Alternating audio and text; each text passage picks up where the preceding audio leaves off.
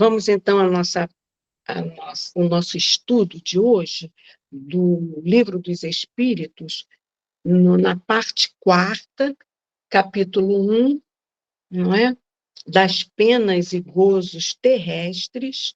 Nós vamos hoje terminar o estudo do subtítulo Perdas dos Entes Queridos. Estamos na última questão dele, que é a 936. Pergunta Kardec: como é que as dores inconsoláveis dos que sobrevivem se refletem nos espíritos que as causam? E a espiritualidade responde: o espírito é sensível à lembrança e às saudades do que lhe eram caros na terra, mas uma dor incessante e desarrazoada o toca penosamente, porque nessa dor excessiva ele vê falta de fé no futuro e de confiança em Deus, e, por conseguinte, um obstáculo ao adiantamento dos que o choram e talvez à sua reunião com estes. Então, meus irmãos, as dores, não é, inconsoláveis que a desencarnação das pessoas que amamos nos trazem, sejam elas parentes ou amigos, provém dessa falta da devida compreensão, não é? Jesus nos prometeu que enviaria o Consolador prometido, a doutrina espírita, que nos conscientiza que a vida continua depois do túmulo, não é? E que os que partiram podem se comunicar conosco e que estamos aqui ainda encarnados na matéria.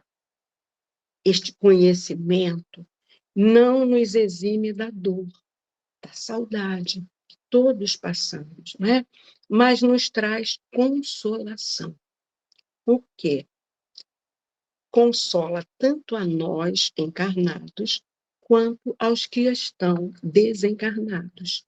A doutrina espírita esclarece que o espírito desencarnado também tem saudades dos que ficaram na terra, mas espera-os para, no tempo de Deus, se juntarem com outros ideais e, quem sabe, meus irmãos, retornarem para novas experiências reencarnatórias juntos, não é?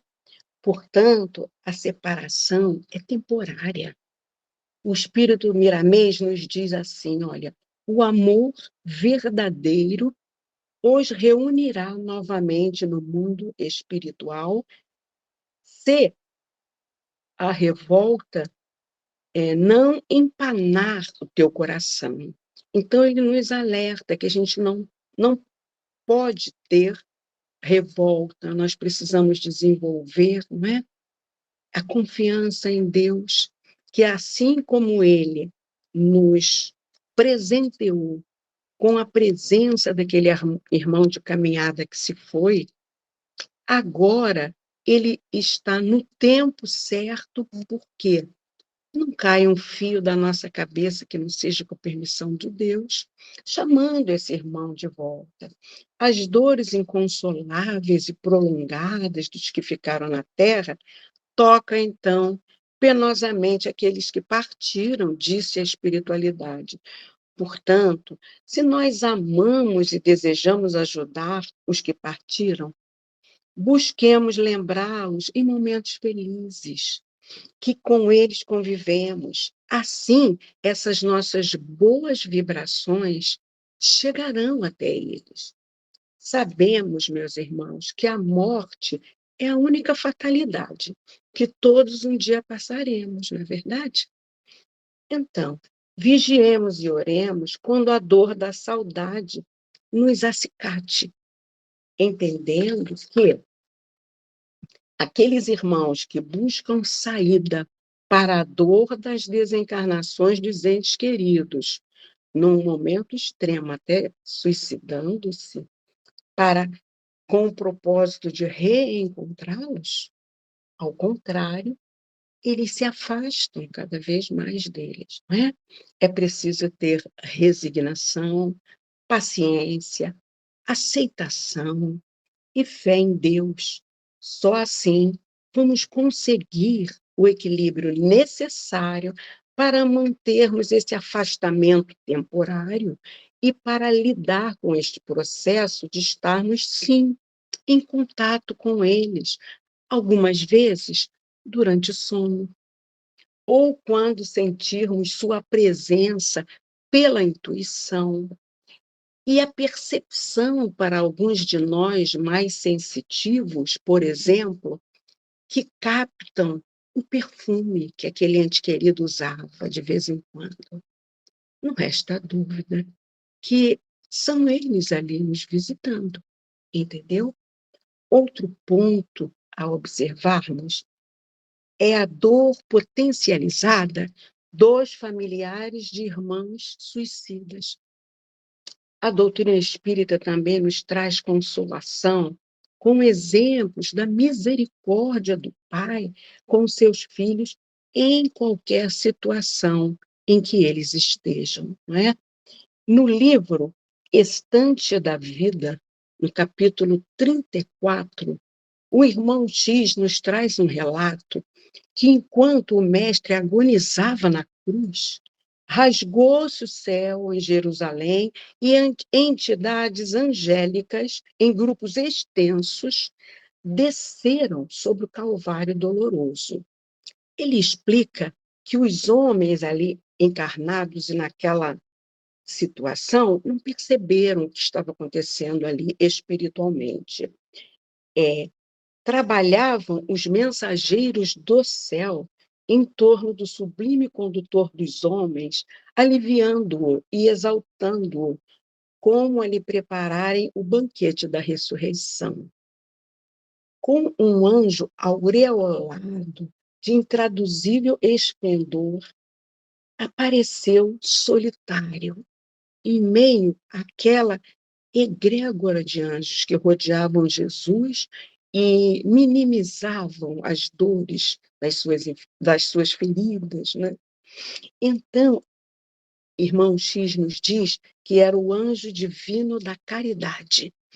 E ele procurou os olhos de Jesus, não é? Desejava conhecer a vontade do Mestre, antes de tudo. E aí Jesus pronunciou algo que ninguém que estava ali presente ouviu, mas o mensageiro solitário, então, desprendeu-se do lenho duro, revelando olhos serenos e úmidos, e de imediato desceu do monte ensolarado para as sombras, e que começava a invadir Jerusalém, procurando Judas, a fim de socorrê-lo e ampará-lo pelo pedido que o mestre lhe fez. Então, até no momento extremo, Jesus ainda cuidou daquele seu amigo que houvera se equivocado em suas decisões e, no desespero, suicidou-se. Oremos, meus irmãos, sempre pelos desencarnados, com confiança e fé. O socorro sempre vem. E nós sabemos, através da comunicação da espiritualidade, que Maria Santíssima está à frente do socorro, né? No Vale dos Suicidas. Então, tenhamos fé, meu Pai. Então, vamos prosseguir, meus irmãos. Por quê? Porque Kardec fez uma consideração nessa questão. Vamos à leitura das considerações de Kardec a essa resposta da espiritualidade, não é? Ele fala o seguinte: estando o espírito mais feliz no espaço que na terra, lamentar que ele tenha deixado a vida corpórea é deplorar que seja feliz. Figuremos dois amigos que se achem metidos na mesma prisão. Ambos alcançarão um dia a liberdade, mas um a obtém antes do outro. Seria caridoso que o que continuou preso se entristecesse porque o seu amigo foi libertado primeiro?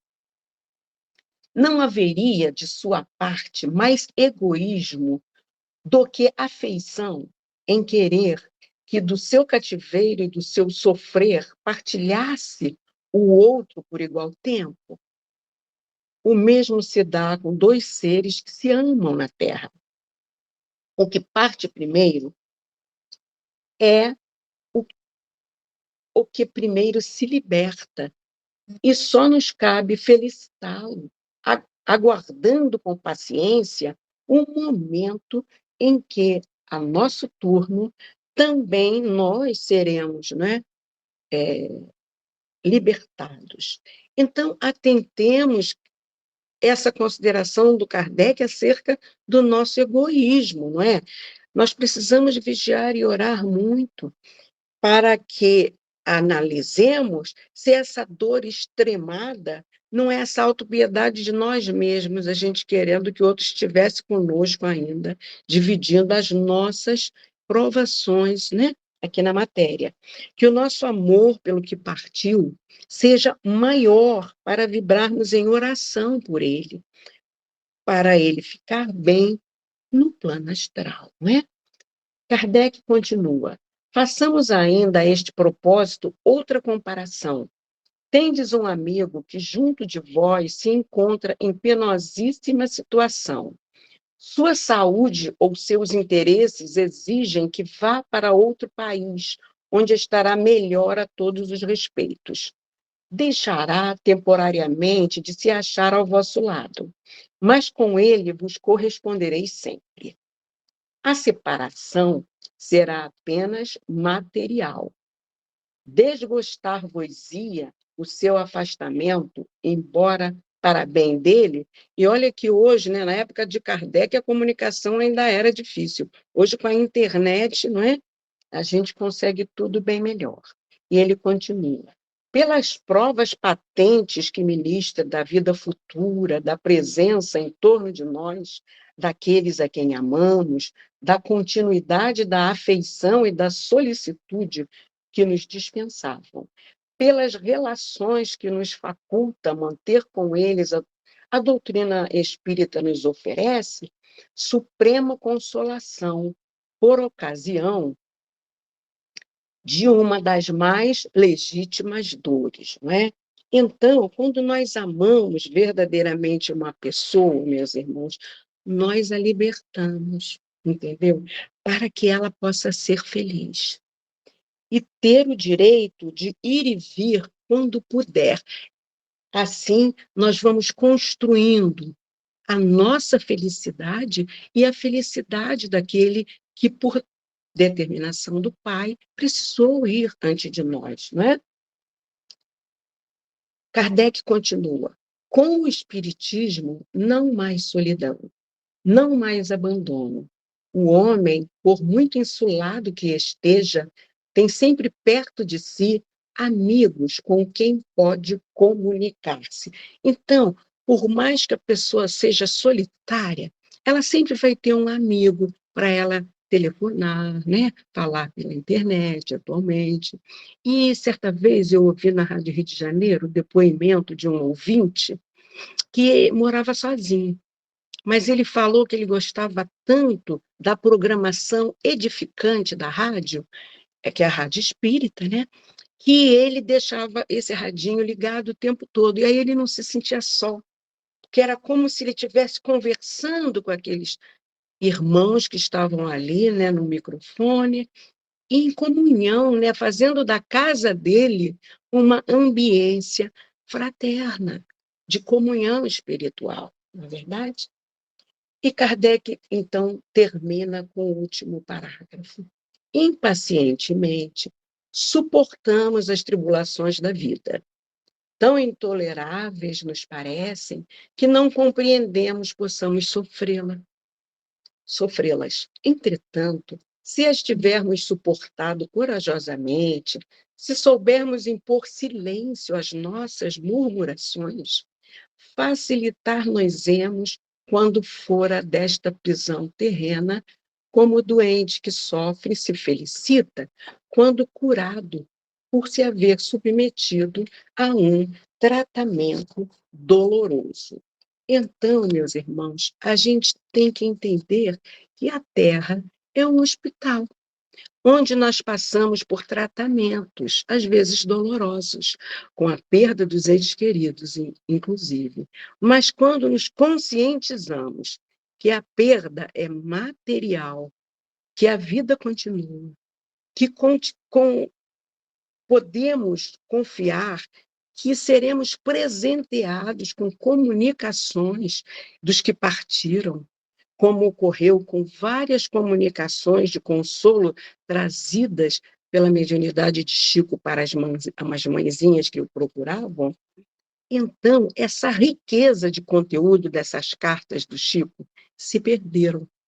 Mas, na época de Kardec, por necessidade, até de comprovação, porque era um tempo do racionalismo, né? Que a razão tinha que ser comprovada. Então, a nossa doutrina chegou com a fé raciocinada.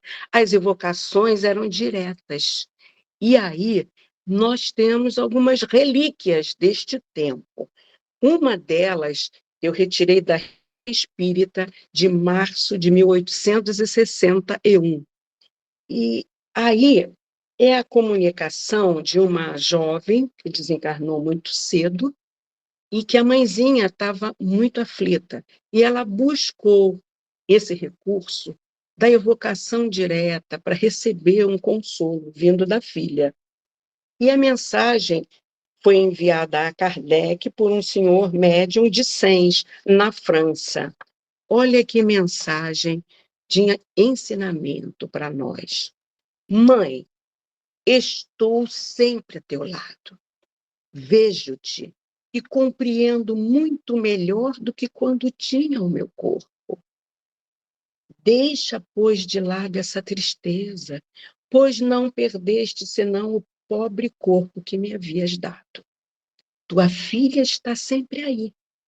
Não chores mais. Ao contrário, rejubila-te. É o único meio de te fazer o bem e a mim também. Nós nos compreenderemos melhor. Dir-te-ei muitas coisas agradáveis, ou por intuição, né, meus irmãos? Ou como o seu Hernandes conseguiu, pela clara audiência. E ela continua. Deus me permitirá. Nós oraremos juntas. Virás entre estes homens que trabalham para o bem da humanidade. Tomarás parte em seus trabalhos. Eu te ajudarei. Isto servirá para o nosso mútuo adiantamento. Tua filha que te ama, Pauline. Portanto, meus irmãos, oremos para emitirmos bons pensamentos aos nossos entes queridos, para que eles estejam bem, para serem felizes. E eles com certeza receberão e emitirão bons pensamentos, como a Pauline, que até inspirou a mãezinha a trabalhar na caridade, porque vendo a dor do próximo, quando nós estamos trabalhando na caridade, nós minimizamos a dor que nos acicata e vamos nos fortalecendo diante da vida. É isso, meus irmãos. Muita paz. Agora eu vou passar a palavra para o nosso querido Celso. Celso, a palavra é sua, meu irmãozinho. Boa noite, boa tarde, salve, salve, bom dia também. Que seja os nossos pensamentos mais elevados, seja o amor a nossa bandeira de luz. E dando sequência, a gente vai passar para a última parte, mais uma parte, do capítulo 4º, no capítulo 1º, parte 4ª, funções e prazeres terrenos, punições e prazeres terrenos, que é decepções, ingratidão e afeições destruídas, na questão 937. Então, vamos lá. Pergunta. Para os homens de bem, ou para o homem de bem, as decepções causadas pela ingratidão e pela fragilidade dos laços de amizade não se constituem numa fonte de amarguras? Kardec pergunta isso. Mas, olha, ele traz logo de início o homem de bem. Não é qualquer pessoa. Não sou eu, é o homem de bem. Quer dizer, o homem de bem, decepções causadas pela ingratidão e fragilidade do laço, vai causar algum impacto nessa criatura? né? E aí a gente dá uma olhadinha aqui, só umas características do homem de bem, só umas 2 ou 3, para a gente saber quem é esse cara aqui. Ó. O homem de bem, convencido do sentimento de caridade e amor ao próximo, faz o bem pelo bem sem esperar recompensas. Aí ele pergunta, para o homem de bem, será que vai alcançar essa ingratidão e essa fragilidade? Será que vai causar algum dano para ele? O cara está acima disso. Uma outra característica, o homem de bem é tolerante para com as fraquezas alheias, porque sabe que ele mesmo precisa de tolerância dos outros. Não é vingativo. A exemplo de Jesus, perdoa as ofensas para lembrar-se apenas dos benefícios, porque sabe que será perdoado com a mesma intensidade que tiver perdoado. Então, quando ele coloca aqui para o homem de bem, o homem de bem não acontecer nada com ele. Agora, com a gente é outra coisa. A gente não está nesse patamar. Então, a ingratidão pela qual nós somos submetidos é um teste. Um teste para a gente já se aproxima dessa condição do homem de bem. Se a gente é tolerante, se a gente é benevolente, se a gente é indulgente, questão 886, o BIP. Paciência, benevolência, né, essas coisas todas que a gente precisa ter. Então, a resposta é assim. O homem de bem deve lastimar os ingratos e os amigos infiéis, porque estes são mais infelizes do que ele. Olha isso.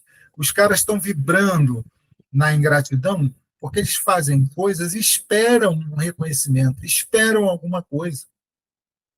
E se esse reconhecimento não chega, faz faz beicinho, reclama, fica murmurando o tempo todo. Ah, eu fiz, pô, nem me reconheceu. Caramba, fiz tanto por você, e vai ficar cobrando o tempo todo, porque ele não está naquele patamar do homem de bem. Ele está muito terreno, está esperando receber coisas materiais, reconhecimentos materiais.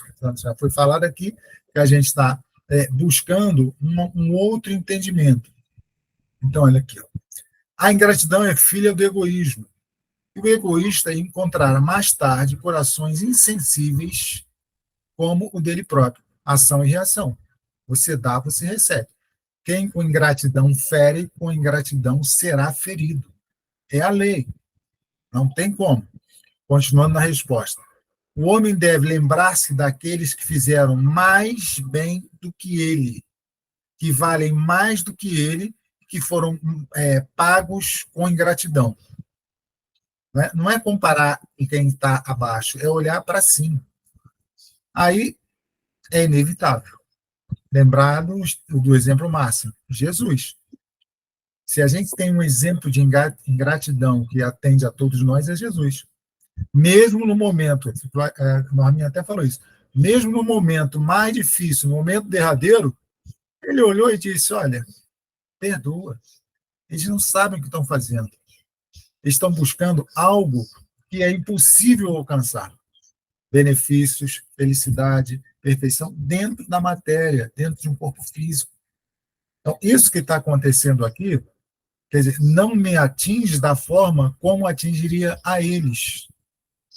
Então, eles esperam algo em troca. Na minha realidade, estou plagiando Jesus, tá? Como se falasse, né? A minha realidade é diferente. Eu vim para servir. Eu vim para ser o exemplo, o caminho, a verdade e a vida. E nesse caminho, a verdade e a vida, não cabe carregar a ingratidão. Não cabe carregar frustrações com laços de amizades falsos e interesseiros. Eu já passei disso. Então, eu venho como exemplo. Que esse exemplo fique. Aí vai adiante.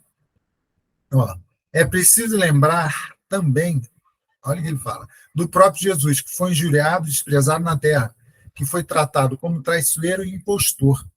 Portanto, ninguém tem direito de se admirar por ser tratado desse modo. Bom, se a pessoa me trata com ingratidão, é o momento em que ela vive.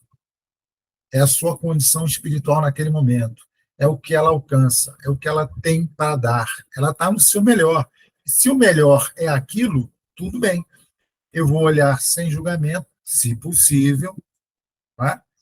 Se possível, estou aqui para isso, estou me esforçando, e tentar compreender que aquela criatura está no mesmo patamar que eu, e que eu, de repente, poderia fazer aquilo também. Né? Quando a Norminha falou, alguém falou aqui.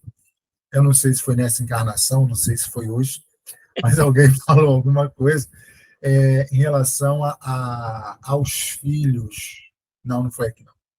Não foi. Mas eu vou falar. Quando você tem os seus familiares, está buscando um patamar de equilíbrio, de racionalidade, de entendimento, tá tentando, né, tratar com gratidão, sem buscar nada. Quando atinge a família, aí a gente vai ver que ainda o patamar não é aquele que a gente imaginava. Porque dentro de um templo qualquer, pode ser espírita, católico, qualquer um, é fácil.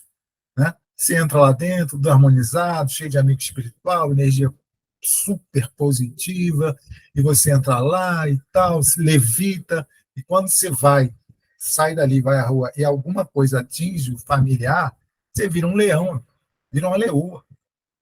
Acabou, já era. Então você está nesse patamar aqui, não é o homem de bem. Tá certo? Então não se surpreenda. Fica muito evidente aqui quando Jesus também diz assim, olha, fala para Pedro, se você receber uma ingratidão, perdoa 70 vezes 7. Mas como? Não. Quer dizer que você vai perdoar indefinidamente. Você não vai fazer, não, da 490, então a partir da 491 já não preciso mais. Mas é um exercício diário, diário. Não tem como fazer diferente, nós estamos a caminho. E tudo isso é banhado pela causa e efeito. Parece. Eu tenho que prestar atenção nesses detalhes também. Tá? Na 938, ele já traz o seguinte: as decepções provenientes da ingratidão, ó, de novo, não contribuem para endurecer o coração do benfeitor e torná-lo insensível, eu acabei de falar. Esse benfeitor, se é o homem de bem citado na questão 918, não vai acontecer nada. Agora, se sou eu que fui atingido no meu familiar ou numa coisa que me é cara, com certeza isso me torna insensível. Isso me torna duro. Eu me aproximo mais da animalidade. Esqueço tudo aquilo que eu aprendi e venho com tudo para cima. Aí a resposta. Seria um erro pensar assim, porque o coração do homem de bem sempre fica feliz com o bem que realiza. O homem de bem faz o bem pelo bem, meu bem. Talvez a gente ainda não tenha alcançado isso. Talvez não. Ele sabe que se não for reconhecido nesta vida pelo bem que praticou, certamente o será na outra. Mas olha só, esse certamente será na outra, ele não está esperando ser na outra. Ele sabe porque é o processo natural de alguém que alcançou esse patamar. E sabe, ele não fica esperando, não, vou fazer o bem aqui, eu fazendo as minhas contas. Quantos bônus horas eu consegui essa semana? Puxa, acho que eu me dei bem. Fui a Ramatiz, ajudei falei, tal, estou aqui no grupo tal, estou fazendo bônus hora. Ó, eu estou querendo alguma coisa lá na frente. O homem de bem não. É natural. Então ele faz o bem pelo bem porque é o viver dele, o respirar dele é esse. Tá?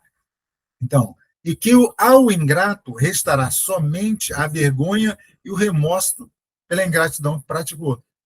Digamos que o ingrato se... André Luiz. André Luiz, quando encontra um dos amigos lá no mundo espiritual, esse cidadão tinha sido prejudicado pelo pai dele. Não sei se alguém vai lembrar disso. Era um comerciante, foi prejudicado pelo pai, e André, naquele momento, era mais jovem, mas ele não fez nada para dissuadir o pai daquela ideia. Então, quando ele encontra o cara lá, o cara já está no outro patamar, já está feliz, está participando de caravana, está ajudando todo mundo. E o André, ó, bate a cabeça, envergonhado, não sabe nem o que falar, nem olhar para o cara, ele quer olhar. Porque ele traz o peso do arrependimento e da culpa, sem ter participado diretamente. Mas ele não fez algo para chegar para o pai dele, pô, pai, livra a cara aí, pô, o cara é amigo nosso, tal, tem família. Ele não fez isso. E aí, quando ele chega, o cara olha para ele, ô André, não fica assim não. O cara abraça o André, quebra o André todinho, quebra ele todo. Não fica assim não. foi um momento, tal, já superei, vai lá, e tem uma história aí, dá uma olhada no livro. Então, aquele que é ingrato, ou aquele que é infiel, né, o bordão infiel aí, né, quando chega do outro lado, diante da sua própria consciência, como falou Alexandre Nobre, né, está na consciência, é isso? Ele vai ter uma percepção diferente e vai querer uma oportunidade de ressarcir tudo aquilo ali que ele não fez, né? Se refazer com a pessoa, ou com as pessoas, ou com a situação. Na 938, mas o fato de novo, cara, mas o fato de o homem de bem saber que será reconhecido em outra vida não o impede que o seu coração fique magoado. Sendo assim, não pode surgir-lhe a ideia de que seria mais feliz se não fosse tão sensível. De novo, o homem de bem está acima. De novo, Kardec faz essas coisas, né? Para ver se pega o espírito que vai responder no contrapé. Olha a resposta. Se ele sentir-se mais feliz em não ser tão sensível, estará preferindo a felicidade do egoísta. Somos nós. Não é o homem de bem. É o que os olhos não veem, o coração não sente. Não Pois vale. é. O homem de bem, isso não está valendo. Né? Está valendo, ela está além. Entendeu? Isso aí. Triste felicidade é essa. Ele deve saber que os amigos ingratos que o abandonam não são dignos de sua amizade e que ele se enganou a respeito deles. Se enganou. Portanto, não deve se lamentar pelo fato de tê-los perdido. Pernão Capelo Gaivota. Ele tenta resgatar o bando, mostrar ao bando que tem algo diferente, algo melhor. Ele é expulso do bando, apanha, não sei o quê, sai daqui, maluco e tal. E ele vai para o patamar onde ele encontrou mais tranquilidade consciencial e deixa o bando lá, viver o que ele tem que viver, o momento é aquele. Então, esses amigos aqui vão continuar no seu caminhar do jeito que tem que ser. Eu não vou me sentir, se eu fosse homem do bem, claro, não vou me sentir de uma forma, caramba, estou deixando esse pessoal aí, como é que vai ser agora? Não, estão no momento deles. Então, eu vou adiante para o meu momento. Tá? Aqui, ó. Mais tarde encontrará outros amigos que o compreenderão melhor. É o Gaivota. O homem de bem deve lastimar aqueles que têm com ele um comportamento ingrato e que ele não merece. Porque estes terão uma amarga recompensa e um triste retorno ao mundo espiritual. Aí vem a crise da consciência. Né? Quando bater na consciência, caramba, nossa, o que eu fiz lá? Aí vai pedir para voltar. Né? Vai estar na fila, mas volta. Mas ele também não deve se afligir com essa ingratidão. Fazer o bem é o meio de se colocar acima dos ingratos. Então, fazer o bem pelo bem. Comentário do Kardec. A natureza deu ao homem a necessidade de amar e de ser amado. Um dos maiores prazeres que lhes são concedidos na Terra é o de encontrar corações que simpatizem com o seu. Assim a Terra dá ao homem as primícias da felicidade que lhe está reservada no mundo dos espíritos perfeitos. Está um pouquinho longe para a gente, mas a gente vai chegar. Onde tudo é amor e benevolência. Esse é um prazer que é negado ao egoísta. O egoísta é o cara do mundo de provas e expiações, onde reina o egoísmo. Né? O eu fala mais alto. Na medida que essa criatura, na medida que esse espírito vai evoluindo, vai deixando essas certezas para trás, a sua consciência vai despertando, o seu horizonte de percepção a nível espiritual vai aumentando, ele vai largando essas amarras e vai se tornando mais leve, com certeza vai alcançar um patamar maior. Então, é isso. Sejamos caminhantes com passos firmes, buscando sempre o olhar do homem de bem. Mulheres de bem também, tá? É isso aí, Normi.